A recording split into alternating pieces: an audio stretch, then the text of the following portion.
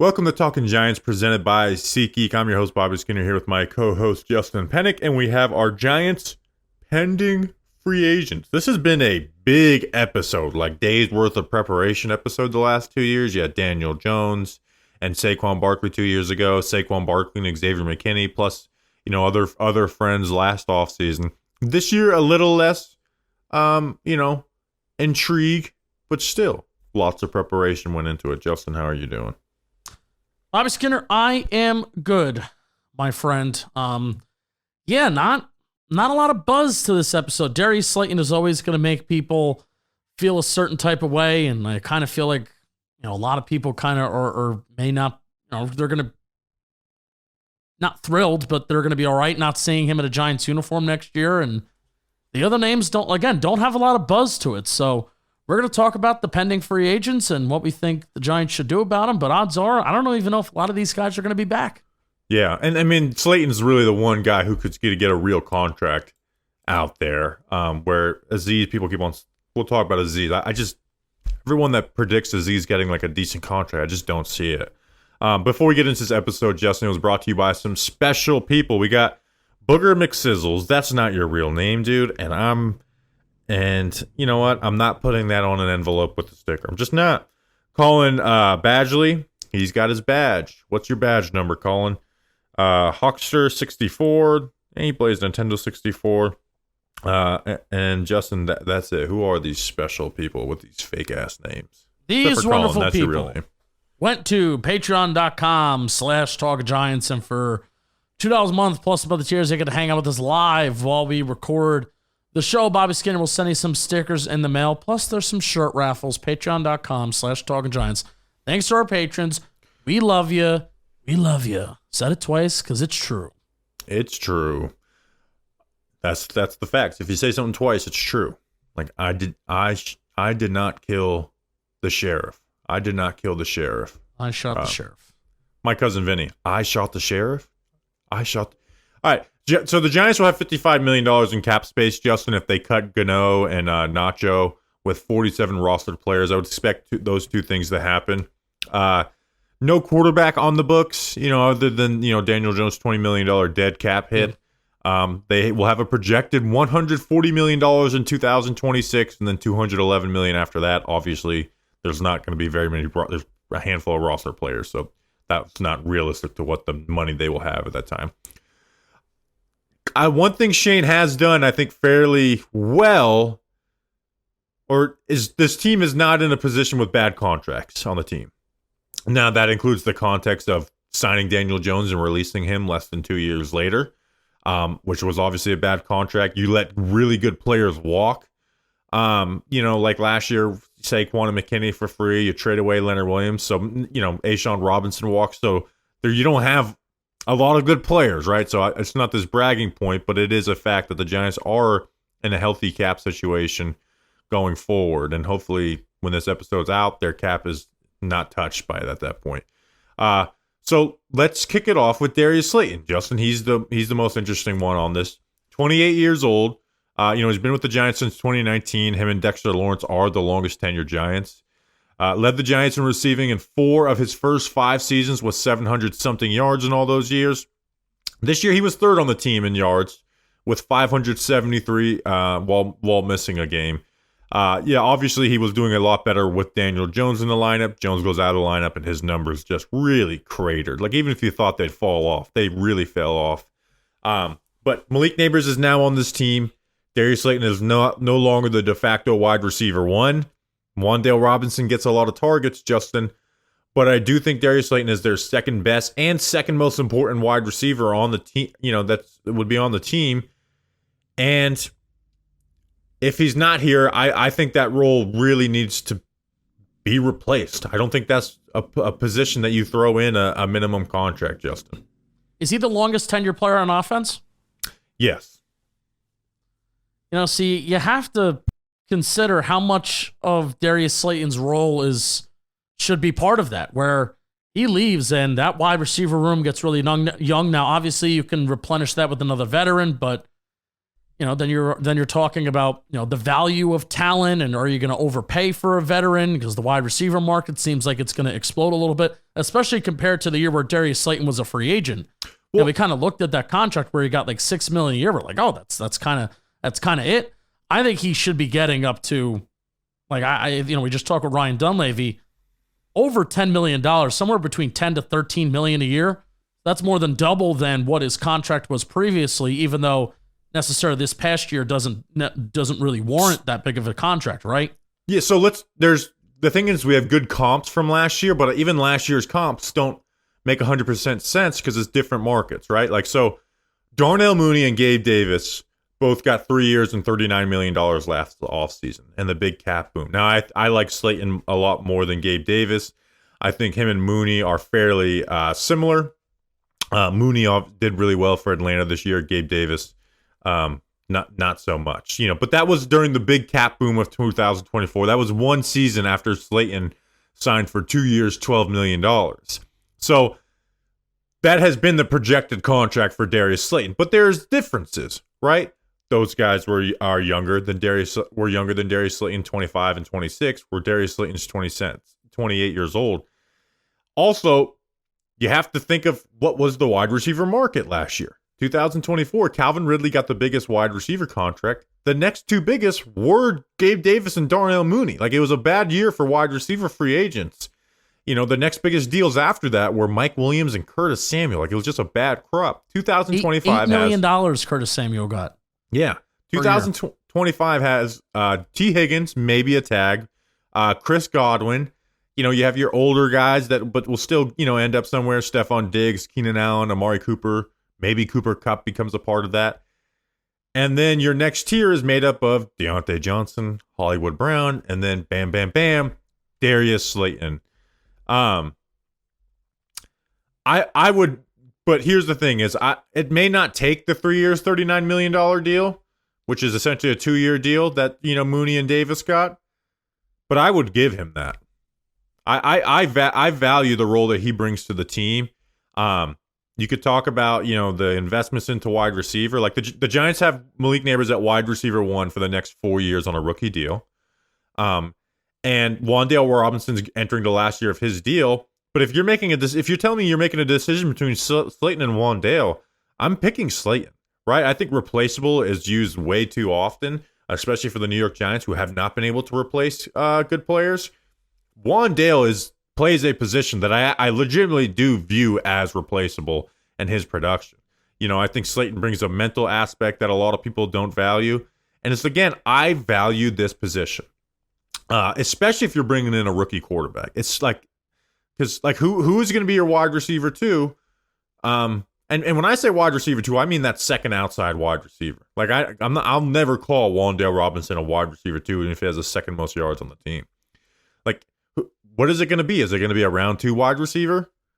Round 3, you can't expect that guy to be a good starter day 1, even though it can happen. Day 3 guys, that's not a plan to, start anybody. Like, I need you to tell me why the team, without any pending big money free agents this year and the following years, the big one is only Wan'Dale Robinson and Mike McFadden, isn't signing their best free agent by a wide margin, who won't hit top of the market. You're in a healthy cap spot. Why? Like, why after a year where you let all these good players walk, are you letting another one walk who's not going to hit top of the market and you have no one else to sign, really? I agree with you, and I'll tell you why. I think the Giants and Darius Slayton, for the betterment, not necessarily of the Giants, because you just listed a lot of reasons why it's better for the Giants to bring back Darius Slayton, and I agree with you, and especially a football team that is starving for veteran leadership, and veteran leadership is missing from the Giants, but I do think Darius Slayton does bring that to the team. He's, the longest tenured player on offense, like we said, and also, in terms of longest tenured under Brian Dable, he's part of that mix, and out of all the receivers, he's been there the longest and knows the ropes. And we talk about the influence of, like, hey, telling where to Malik Neighbors to line up. Now, that's not why you give somebody a 3-year contract to tell Malik Neighbors where to line up. No, but he does bring leadership to the wide receiver room. But I'm going to tell you why I think it's honestly best for Darius Slayton to move on, because Bobby. Well, it is best for Slayton to move on. Every single year of his career, what are we saying that Darius Slayton needs to take, honestly, the next step up in his career? He needs to not be relied on. He needs to not be relied on as like this wide receiver one and leading the team in receiving yards every single year. Okay, he finally got that with the presence of Malik Neighbors, but then this summer, the Giants are begging Jalin Hyatt to take over wide receiver 2. He doesn't take it. So Darius Slayton misses reps in training camp. Now, I don't know how valuable they are for Darius Slayton, but misses wide receiver 2 starting reps in training camp. And then also Daniel Jones is on his way out the door, which ultimately prohibits Darius Slayton from having a somewhat positive year production-wise during a contract year. So that's why I think it is best for Darius Slayton. Like, I should want, like, almost like Evan Ingram. It's not as bad as Evan Ingram, but almost like I need a different situation. I need a different scenario. I just need some new life kind of shot into my football career a little bit, an opportunity to go elsewhere in a different situation to prove that I'm a good football player. That's what Darius Slayton should honestly want for himself. Sure, but I'm in the interest of the New York Giants, not Darius Slayton, because I agree with you 100% and all that. And I don't think I think he's a leader in the wide receiver room. I don't want him as one of like the leaders of my team. Like, no, like as much as this is not a reason to not bring him back, like some of his comments, like I think he is a player who's a little too okay with losing, right? Because he's gotten accustomed to him beating that Giants it's all he's ever kind of ever done. Because I don't want him being like this leader of the team, but I do think he's important to that wide receiver room more than just his play. Right. But like you mentioned, like with his numbers, the 9 games with Daniel Jones, and we know Daniel Jones is not a good quarterback. Like, he was playing really well. You know, he was averaging 52 yards per game. Which was basically the same amount of yards he averaged, as a wide receiver 1, and that was with the clear wide receiver 1 of Malik Neighbors. And then when Jones went out, they started giving Hyatt some more, and it was just like, these quarterbacks suck so bad that they cannot make pre-snap reads. Just tell them to force feed Neighbors and Wan'Dale. And he had 7 catches for 100 yards and a touchdown in 7 games without Daniel Jones. So it just totally tanked his numbers, even though Wan'Dale took until the second to last game of the season to surpass Slayton on the team with yards. So I agree. Slayton should want to get out of here, but he seems like someone that's what's it called when like Stockholm syndrome? Yeah, he has like Stockholm syndrome with the New York Giants. Took a pay cut. Took a pay cut to stay with the Giants, and then also a regime at one point that wanted to trade him or even cut him because of the. Because he did a good job of playing as a day 3 draft pick. Yeah. And now, listen, like Daniel Jones, his friend is gone, so maybe there's less incentive there, like there was coming out off the playoff run. But, like, I don't think, like, I agree. He should want to leave, but I'm in the interest of the New York Giants. And I want Slayton to stay because it's not about, we can't lose Darius Slayton, right? It's not my same argument for keeping Xavier McKinney last year. My argument is, like, what's the replacement for this? Because on a team that lacks talent, I value keeping your own, and I value that role, especially if the Giants are bringing in a young quarterback. Like, if the answer is Cooper Kupp's going to sign, for 1-8 with Matthew Stafford, okay, that's a little different, maybe a little more unattainable. Like, I'm not saying there can't be plans without it, but I need to know what the plan is before I just let Slayton walk. Yeah, and again, I value him being a veteran where you let him walk, okay. I could see that being a world where that happens, but in a year where I feel like the trenches may be so important, a year where there's a lot of defensive line talent and you may not be taking, a defensive lineman in round 1, and then, there's day 2, there's day 3, and, the Giants only have so many, top 100, top 150 draft picks that you can really add on. It's like, all right, are you going to get your wide receiver 2 in the draft this year? Because odds are, if you're going to get your wide receiver 2 in the draft, it's got to be either round 2 or round 3. And then you look at the average age of the Giants wide receiver room, and it just gets really tough to run a complex offense that Brian Daboll wants to run with whatever new quarterback you're going to be bringing in that is new, that he either may be young or he may be a little bit older, a la like a Matthew Stafford. We'll see. So, this is it's tough. What makes this conversation really suck, Bobby? If Jalin Hyatt even had 35, 40 catches last year, that's the thing. That is the thing that makes this conversation just absolutely suck BALLS, that Jalen Hyatt is just nothing, like less than nothing. And that's what really makes this suck, is that we're talking about the Giants, like, we're starving possibly to keep Darius Slayton on this team because there's just no answer at wide receiver 2, and Jalen Hyatt is just a nothing. If you told me Jack Betch is on the board in round 3 and the Giants are able to do that, then yeah, I'm sick. But again, like, Slayton's a flawed player. He has a legit drop issue, right? There's only been 2 years of his career, 23 and his rookie year, where it wasn't a major issue for him. He's not going to make these great plays downfield, but he creates explosives. He wins at all 3 levels. I value Slayton. So let's get down to it. Let's finish off. Yep. 3 years, $39 million. The Darnell Mooney, Gabe Davis contract. Are you willing to give that to Darius Slayton? Yes. Yeah, me too. Do I think, should we ask the second part of the question? Is he still a New York Football Giant? Yeah, ask it.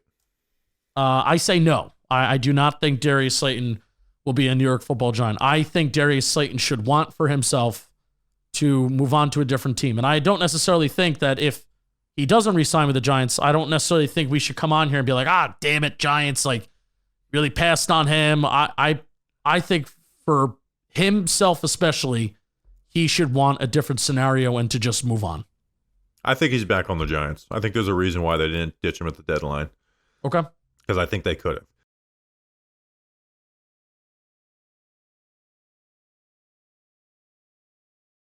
Seasons are heating up, and artists like Morgan Wallen, Kendrick Lamar, they not like us, and The Weeknd are on tour. And with our partners at SeatGeek, you can now get 10% off any tickets with code GIANTS2025.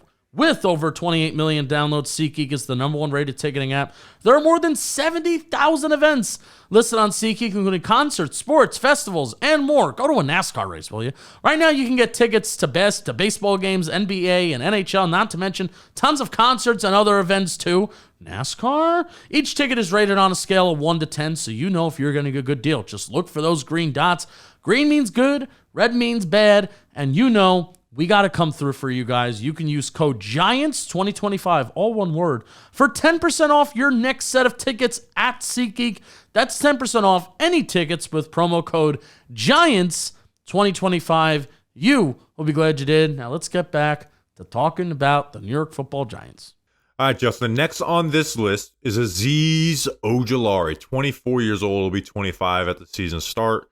So he's extremely young, and he's been productive at times. The last 4 years, he's had 6, 2.5, 5.5, and 8 sacks in those years. 22 sacks in 46 games. That's a pretty damn good rate. The issue, Justin, he's missed 22 games in the last 3 seasons. 2020, he played excellent ball, but got injured so damn often. And then he had a stretch this year where he had 6 sacks in 7 games in relief of Kayvon Thibodeau. And that's right when the trade deadline was at, Justin. Kayvon Thibodeau comes back. His production doesn't match what it did in those 7 games because, of course it wasn't going to. And then he got injured once again, Justin. And this is where I don't trust the beat at all. Why do they think Azeez is going to get, there's going to be this team that gives Azeez this contract? Maybe I'm going to take a huge L on this. I do not see the team that's going to give more than a 1-year, $5 million at most contract to Azeez Ojulari with all the missed time he's been. And I don't think he's been as good as the 22 sacks in 46 games either. Lorenzo Carter's getting $4.5 million a year. Dietrich Wise is getting $5.5 million. AJ Epinesa gets $6 million. I would think that's the area in which Azeez is going to land. But AJ Epinesa has proven so much more than Epinesa as a player. Than Azeez as a player. Yes, I truly believe that because Epinesa brings you a run defense element. So the sacks have been good for Azeez. In 2022, he was legitimately playing really good. The last 2 years have not been that good. His pass rush production has always been decent. This past year, pass rush win rate. This past year, 86 out of 119. Year before, 111th out of 118. That's really bad. Now 2022, he was 55th out of 126. That's starter level play. His rookie year, he was low in that. Now his pass rush production percentage, has always outgained that, right? Where he was 37th last year, 89th the year before, 19th in 2022, and then 60th. So he's made the most out of it. But like when you look at similar guys, Josh Uche got 1 year, $3 million, who had a better profile last year. And he's so injury prone. Like the only contract where I can see like, oh, maybe that's why he gets more than I think is Yetur Gross-Matos, who got 2 years, $18 million from the 49ers last year, which is, me and you puked at that in the moment. Who he had missed 12 games in his career and about similar production to Azeez Ojulari, despite being a different like type of player. Yeah, I just think I'm going to look up how old Yetur Gross-Matos is. 26 years old, so Azeez is, so around Similar. the same age. I think, again, there's going to be a team that's going to look at that age, being 25 years old and 22 sacks in 46 games, and like I think he can get a $6, $7, $8 million contract. Now, it's not going to be like for 3 years, but I think you could easily see a 2 year deal, a 1 year deal. And he may take the team that offers him a 1 year deal with guaranteed money and then just, hey, take the money and I'm going to go somewhere and try and compete, try and play and see what I can do. So, and this is not I think the Giants will bring him back, because I think even if like it's a 1 year, $2 million, 1 year, $3 million, I think that's going to be somewhere else, because the Giants have Brian Burns and Kayvon Thibodeau. I still think they should add to that room, even if they did bring back Azeez Ojulari on like a 1 year, $3 million deal. Where he's not going to have, I don't think he'll have the same opportunity here as he does other places. But this is where I just don't see how a guy who's missed 22 games in the last 3 seasons and his production has been mediocre, not a great run defender, is going to command more than some, week, day 6, day 7 of free agency, $3-4 million contract. Yeah, I don't know, man. I think it's the age and the ceiling. That's what it is. And in terms of the Giants bringing him back, I would rather, you have Kayvon Thibodeau, who's better as a pass rusher than run defender. Same thing with Brian Burns. If they are going to invest minimally with edge number 3, I would rather bring somebody in who is better at stopping the run, where you can take one of those guys off the field on early downs and then put a guy in that could come in and stop the run and be better against the run. I would rather prioritize a run-stopping edge with a little bit of size and strength rather than another pass rush specialist, because we already have that on third down. You're gonna put the 2 linebackers and the 2 edge rushers on the field. You're gonna put Dexter Lawrence in the middle. Then everybody's gonna have a good day, right? He's a lesser pass rusher and run defender than those 2 guys too, as well. What did you say? I said he's a lesser pass rusher and run defender than both those guys as well. Right. But that's what I'm saying. For edge 3, I would rather the Giants prioritize getting a run defender in here to kind of get a little bit of a change of pace, agree. so to speak. So that's why I think that a reunion with the Giants doesn't necessarily make the most sense. Or if it's a 1 year, $3 million deal and the market is that low, bring back Azeez Ojulari and then also add a run-stopping edge. What's stopping you from doing that? So that's how, if my path that I would be cool with bringing back Azeez, that's what it is. Is like you improve the room, and go there. Now, if they're eyeing Abdul Carter in the draft, then let Azeez Ojulari walk and add someone in free agency that's, helps supplement some of the lack of just strength. Even though Abdul Carter's a good run defender, doesn't have that strength to just set an edge like a beast. So again, I think where the Giants are, it's time to move on from Azeez Ojulari. Like, me and you didn't really buy into the mid-season, again, he had 6 sacks in 7 games, where it's like, yeah, a lot of this is coming off stunts. There is some good plays here, but it's not like 2022 Azeez Ojulari, which was like a legitimately good player. I don't, this is a, you talked about before with like Darius Slayton. This is a both sides. Like, I don't see what the point is here, because for the Giants, it's like the smart thing would be try and bring you back as our 4th guy, which I would love to do, but why would Azeez Ojulari do that? And the Giants shouldn't be prioritizing him as their 3rd guy. Yeah. And if the trade deadline was any indication on what the market for Azeez could be, now obviously the Giants didn't get the desired picks that they want, and Dunleavy even came on the show and said, like, yeah, 6th-round pick is some of the best stuff. Why is he going to get a big deal if he can only get a 6th-round pick at But most? my overall point is that I think that there were teams that did want Azeez Ojulari. Like, it wasn't like, we'll just pass on him, we're good. I just think the NFL trade deadline is way different than other sports' trade deadlines, where NFL teams are not willing to give up high draft picks for, getting a less than half of a season of production. But I that think was at the teams peak of 6 sacks in 7 games, Justin. I know, then he got but injured teams- again after that. Teams were still interested, though. So all it takes is one team, Bobby. All it takes is one team to have Azeez Ojulari high on their board, being like 25 years old, 46 games, 22 sacks. He's young, he's fast, he could do this, he could do that. It takes one team to be like, all right, we'll give you a 1-year deal. We have a lot of caps. A team with a lot of cap space with just money to throw around. A 1-year deal, $7 million for Azeez Ojulari, and it's like, oh, well, I'll take that. And then I'm sure Azeez wants to play, and then he can go on and play. Again, I haven't went through every team, but like the only team that I could see being like, yeah, this is actually a good signing for them is the Cardinals, where his brother is and just dealt with an ACL tear. Like, do they want to bring in another be on IR together? Yeah, do they want another injured Ojulari? And I like BJ as a player. I thought his rookie year was, not great, but like had signs of a good player. But like, I don't know. I think if the Cardinals need to address that pass rush, they've got to really address it and not bullshit it. So again, I would not give Azeez Ojulari much money. The one thing I definitely would not do is give him anything more than a year, unless it's just zero guarantees after this year.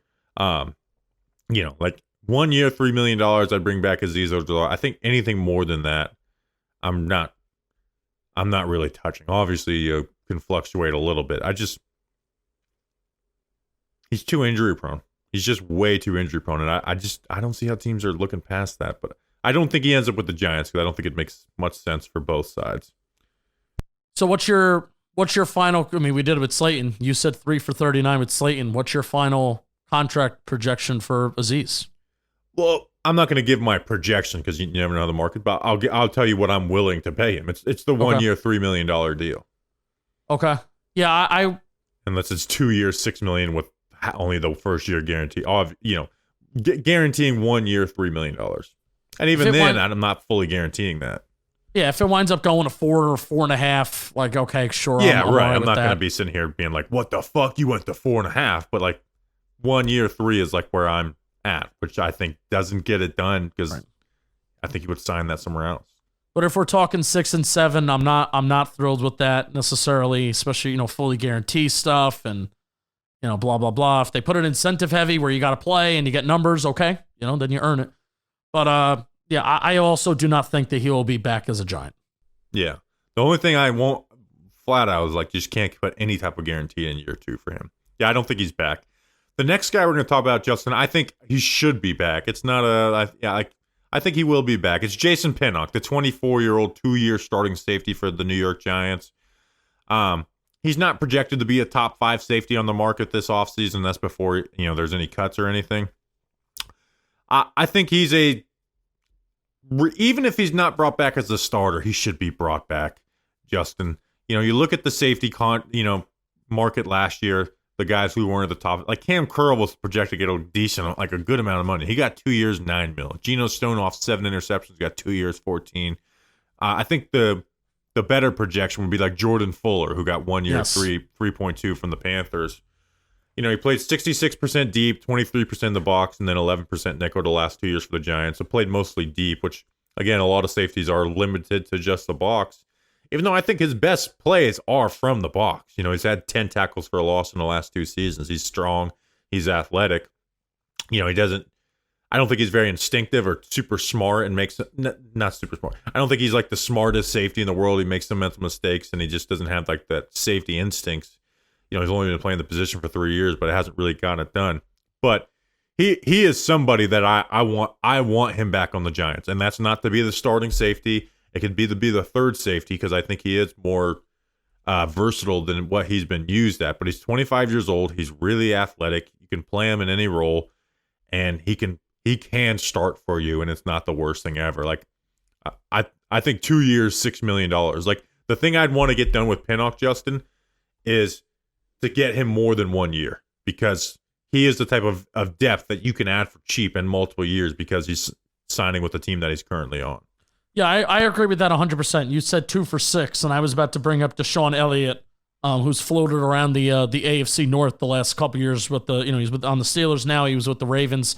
He has a $6 million. He's getting $3 million. $3 million APY. So that's where I would consider Jason Pinnock. Maybe even a little bit under, because I like Deshaun Elliott. He's more of a well-known, little bit more of a household name than Deshaun Elliott, than Jason Pinnock. I think they can get him for relatively cheap, and I agree. Let's get him back for 2 years. Let's reward yourself for getting a guy that was cut from the Jets a couple years ago. He's been a starter ever since you claimed him from the Jets after the 53-man cutdown day. Reward yourself for that good find. Let's get a kind of a glue guy in that secondary in a position like safety that isn't overly valuable, over the top valuable. Yeah, so again, he's not top 5 on the market, right? So you're not going to be having, he's not going to be getting one of the 5 best safety contracts of free agency. And again, he's like, my goal with the Pinnock contract, Justin, would be to get more than 1 year on it.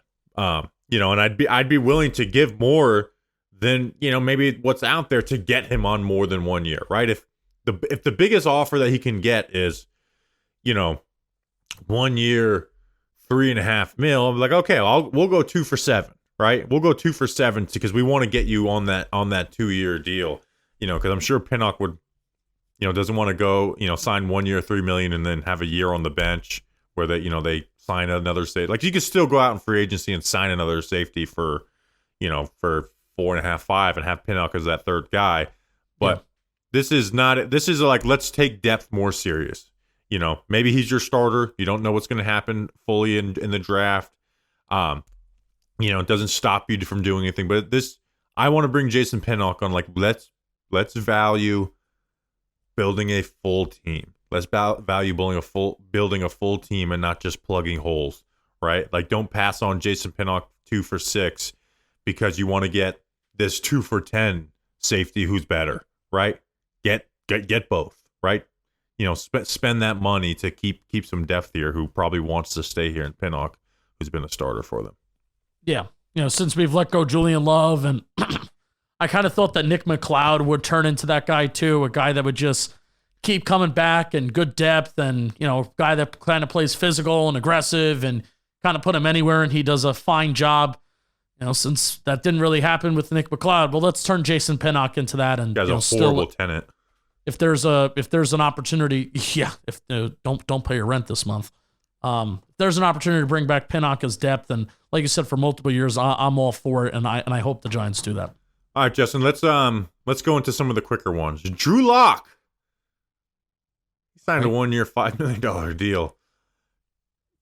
So I'm gonna ask him. You know how it's like, if just put Drew Lock, it's gonna be more fun. He's gonna be more aggressive. It's like, he will be more aggressive, but he's statistically like the worst deep passing quarterback over the last 3 years. Well, his numbers were identical.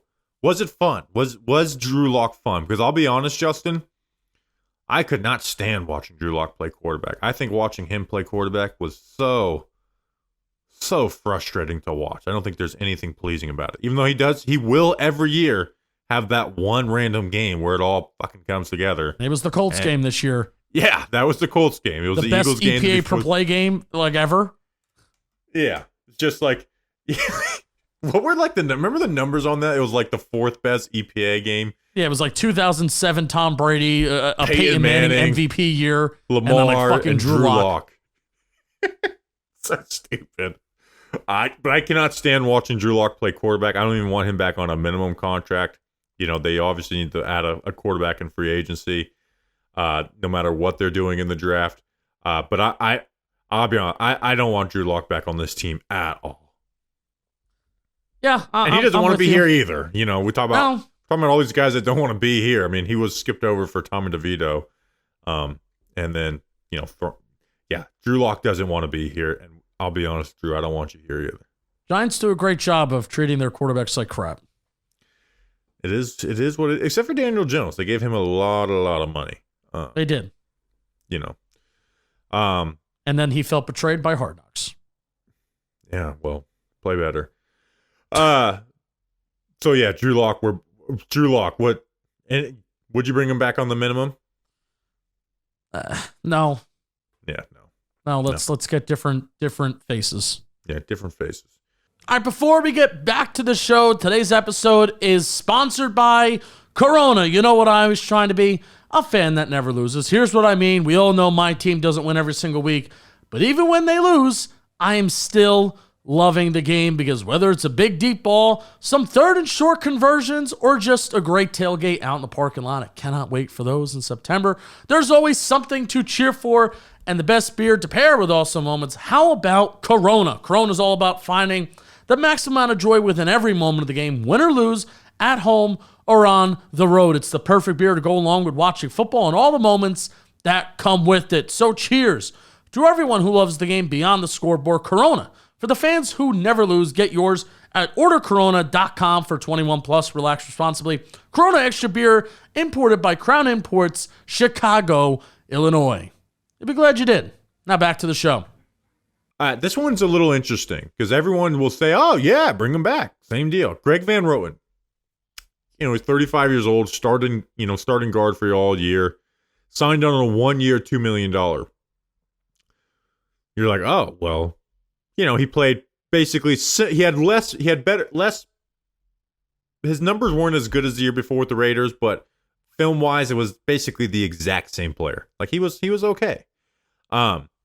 So you're like, all right, well, 1 year, $2 million, 100% doing that again, even as the backup. Here's what I think is the issue with this, Justin. I don't think he's going to go anywhere where he's not just the starter, right? So I don't think he's going to sign a 1 year, $2 million deal in March with the New York Giants, not knowing what the Giants are going to do in the draft or with their, if they get another big, decent sized chunk in free agency. If you get through the whole offseason and draft without a guard, then yeah, bring back Greg Van Roten and he'd be willing. The issue is the Giants sure as fuck should not get through the free agency and draft without adding someone who's actually in play to start with them for them at guard. Yeah, I'm with you there. If Greg Van Roten, same deal as last year, where the reason why he was a free agent as long as he was is because he wanted to go somewhere where he wanted to play. I think the Giants should be looking to add a guard that is better than John Runyon. Like John Runyon was one of their big ticket free agents last year. I guess if Brian Burns was part of a trade and then they gave him the contract extension, but was John Runyon the biggest free agent signing that they made last year? Yeah, outside of Burns, yeah. Outside of Burns. So I think they should be looking for a player that more money and then also obviously a tier better than John Runyon. Obviously every NFL team wants Trey Smith. That's unrealistic. I can't think of some other guards that are on the top of my head that are free agents, but I'm sure they're out there because that market has been emerging over the last couple of years, and I think the Giants should be definitely looking to explore that. How about this? Hashtag value depth. We said, would we take back Greg Van Roten on the same deal? Yeah, 10 times out of 10. Would you be willing to bump that number up to $3.5 million for Greg Van Roten, where, hey, he's not guaranteed to start a spot, but he's guaranteed to make, more money. Where $2 million of it is guaranteed, and then you have, 100,000 in every per game, slot. So 3.7, or even it out to where it gets $4 million. Would you be willing to do that? Because I would. Again, I don't know if Van Roten is willing to do something like that, but I'd rather do that than bring back Azeez Ojulari for the same contract. Yeah. Yeah, and this is where not having the draft first sucks, because you kind of oh, well, if we draft an offensive lineman and that's a guy that we can kind of develop on the bench, then he can serve as that depth. But why not do both? You can always do both, right? But there's only so much money and there's only so many picks to go around. You can't acknowledge every position. So yeah, yes, I would do that. Give him a little bit extra money as depth, and odds are going into next year the Giants are not going to be in a comfortable cap situation. They're going to probably have to make moves and push money down the line to get through the year, because that's what we've done every year, despite us sucking. That's what we've done every year. So why not? Yeah. I would love for him to be the backup guard, backup center. The issue is I just don't see Van Roten signing with any team where he's 35 years old, unless he's really feels comfortable that he's the starter there. I think there's a reason why he waited all the way until through training camp to sign a $2 million deal. Like, you can't tell me there wasn't something similar, being offered out there for him. So I would like to have Van Roten back. I just don't know how realistic it is. Like, yeah, I want him back, but also I want that position to be upgraded, which probably eliminates Van Roten. Next on this list, Isaiah Simmons, 27 years old, 1 year, $1.5 million deal. I want Simmons gone, not because he's a gadget player, Justin, but he's not even that good at like the gadget role that he's put in. He still makes mistakes, but the issue is that teammates and himself view him more than what he is, and so he's unhappy when he's not getting playing time. Right? Remember, he's like, "Oh, I don't know why I didn't play any week one." Well, what's the realistic role for you besides like a third down money backer role? And he's but he is best friends with Malik Neighbors, which I don't want Isaiah Simmons back because I just don't want an unhappy player who doesn't really deserve to be playing anyways. If I went in a coma before week one of the Giants season and I woke up as the season ended, and you told me that Isaiah Simmons played, let's look at the snap count, 181 of the defensive snaps this year, that is eligible for 17% of the snaps. If you were to tell me that, I'd be like, really? Because Bobby, every single day, he was out there either starting with the first team or out there with the second team. And it's one of the things that frustrates me about this coaching regime is that we are doing things for an entire training camp. We're playing a guy here, we're playing a guy there, we're using a guy in this way, and then game one comes, and it's like, what the fuck is Darius Mawasu doing on the field? That's a very frustrating part about this team. So, no, I do not want Isaiah Simmons back if we're not going to play him. He only played 33% of the special team snaps, 146. So if we really view him as an integral special teams piece, sure, continue to bring him back for minimum deals and stuff like that. But if this is a guy that we're going to try and trot out there during training camp, and then when it comes to week one, week two, we determine that he's not good enough to play, then what are we really doing here? So yeah, which I agree with. It's just there's no position for him to really full-time play. So, and I'm not bringing that guy back to be unhappy. But they've tried to. That's the frustrating thing. Yeah, he's just not that good. Like, it's the reality. It's the reason why Arizona traded him for a 7th rounder, right? Like, yeah, Pop's like, oh, we got this former top 10 pick for a 7th rounder.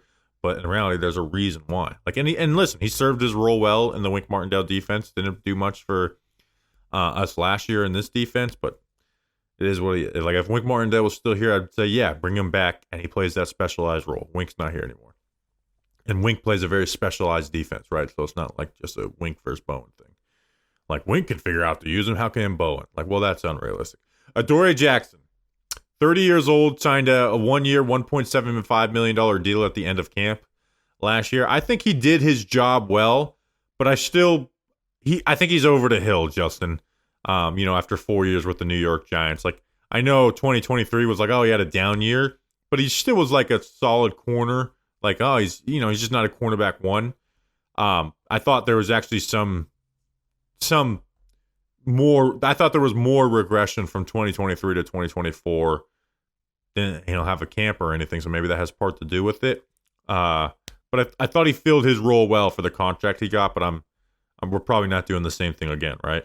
Yeah, new face, new people, new energy.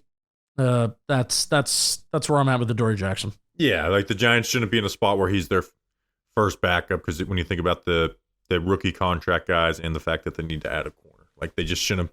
They can't put themselves in the same situation where Adoree's that first guy off the bench.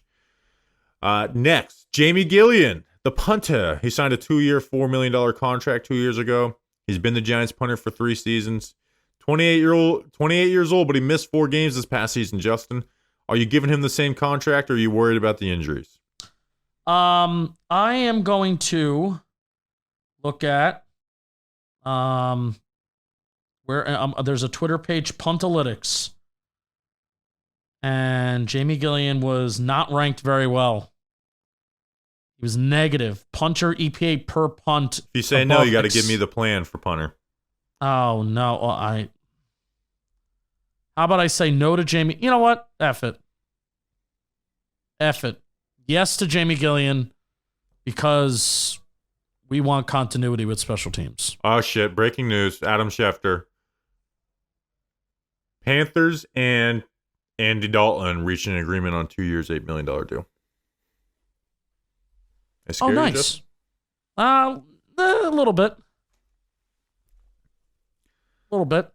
So what's your answer on Jamie Gillan? What are you doing with him? Bring him back. I mean, I'll be honest. I do a lot of research for episodes. I did not do research on a replacement. So for that reason, I will bring back Jamie Gillan and that reason alone. Puntalytics because there is a Twitter page at the Punt Runts that tweets out EPA on punts and stuff like that, and Jamie Gillan not good. Not good. Next, I do have strong opinions on this one. Chris Manhertz. He turns 33 years old. He scored his third touchdown of his career for us. He even had one taken off the board against the Pittsburgh Steelers. 100% bring me Chris Manhertz back. He's a fucking legitimate blocker. Use him as your third tight end, whatever. Chris Manhertz, I love him, and I want him back on the team. He may be the best top 5 blocking tight end in the NFL. Gives you nothing as a receiver. Nothing. Except for, one catch for 1 yard and a touchdown. But I want him back on this team. Didn't Dable rave about him during training camp too? I don't remember. I think he did. I think Dable doesn't say a lot about much, but I think at one point he raved about Chris Manhertz and the presence that he brought, and dude's a force. Can you believe that he's only 235? I think he's more. I mean, he's pure muscle. I think he's bigger than that at this point. You remember he came as a basketball player. He did. Yeah, I would like Chris Manhertz back. Yeah, bring Chris Manhertz back. Or give me death. Ihmir Smith-Marsette. People forget he was a mid-round prospect preview episode with Nick Falato way back in the day. He had a kick return touchdown for the Giants. He had a punt return touchdown taken off the board against the Saints. He had a punt return touchdown the year before with the Panthers. Only one fumble on 40 returns. Bring him back. He's obviously it's a vet minimum contract guy. Maybe he gets the $2 million maximum, but he's a good returner. Bring back Ihmir Smith-Marsette. It shouldn't be that difficult, right? I agree. Even open to the idea of bringing in another returner during training camp and they compete. But once the Giants finally decided to let's have a legit kick returner and a punt returner. Once they took that seriously, the fumble stopped. Wow, what a concept. So keep Ihmir Smith-Marsette around if you want to bring in another guy in here for competition. And I'm not just talking about a UDFA that specializes. It could just be Gunnar Olszewski's healthy and competes with him, Sure. I'm talking that. But bring him back. We cannot go into training camp or let alone the season next year without a guy that is a returner. I do think you can't be half pregnant in that simply because you will get in trouble with fumbles if you try and half-ass that position. I'm going to throw 2 more names at you. Tim Boyle. I want Tim Boyle in camp so fucking bad. If we can replicate what we did in that Ravens game, let's go. Dude, he made some big boy throws in that game. That throw from the opposite hash on the out route was I on the film review that on that, I was like, if he did this and he was a draft prospect, people would be talking about taking him at 6 overall. I just want him in camp, as their third QB or whatever, right? Put him above Tommy DeVito or put him behind Tommy DeVito. I don't care what you do, but I just want Tim Boyle in camp, taking either 3rd string or 4th string reps. Pick him up. And then the last one, I'm only putting this on because it's probably the eventual goodbye, but you got to say goodbye to your draft picks. You don't do this episode and let draft picks not go, be talked about. Carter Coughlin. I think it's time. He got put on IR last year. I think it's fun. I think we get our own, special teams guys, special teamers. We say goodbye to Joe Judge's Carter Coughlin. I will miss him. I will miss him. He is the post-COVID preseason stat leader for tackles for lost sacks for the Giants. But we'll miss little Carter Coughlin. But it is time to say goodbye, unfortunately. We'll never forget the Kyle Van Noy. Before Kyle Van Noy turned into the household name that he is right now. He is preseason Kyle Van Noy. He is preseason Kyle Van Noy. Is there anybody even close to catching him? Like, is Timon Fox close? Oh, yeah, there's guys that are close. Because I don't think he played in the preseason this year because he was injured the whole time. Right. So, like, this preseason, he was supposed to set himself, like, up, right, where no one could come close. I could pull up the doc for you. Because he might not even be first in all of these categories. I want to know who's close to overtaking him. Yeah, we're at the end of the pending free agent episode. If people are listening right now, they want to hear the preseason, post-COVID preseason stat leaders. So, let's see. Preseason stats. Okay. So I'll just even go through the ones that aren't defensively. Tommy DeVito has the most, and again, this is 3-game preseason schedule post-COVID. Tommy DeVito with the most passing yards at 723. Rushing, Jashawn Corbin with 124 yards. He has 3 rushing touchdowns as well. Receiving, David Sills is first, Alex Bachman second, Eric Gray is third, but he's not going to pass either of those guys, most likely. Colin Johnson fourth, Damian Willis fifth. So, and for tackles, Carter Coughlin is second. Darren Beavers is actually first with 23. Oh. So Carter Coughlin and Darnay Holmes are both second with 22. McFadden has 21. So there's guys that are close. And then did Deontay Johnson play this preseason? One game. You thought that he would so Deontay Johnson has 18 tackles. So I can see Deontay Johnson taking over the tackle leader position. Tackles for a loss. Or let's go sacks. Carter Coughlin is second. Benton Whitley actually has 2.5. Carter Coughlin and Timon Fox both have 2. Deontay Johnson does have 1 there, so he could do it. Tackles for a loss. Carter Coughlin is still first. He's tied with Timon Fox with 4. And Deontay Johnson has 2, so maybe he goes. But Timon Fox is still around, right?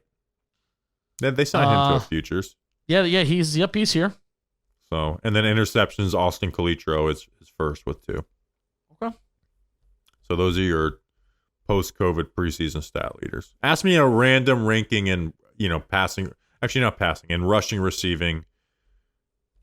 Actually, rushing, receiving, because those names will pop. Ask me a random ranking in rushing and receiving. Who is 8th in rushing? Glad you asked.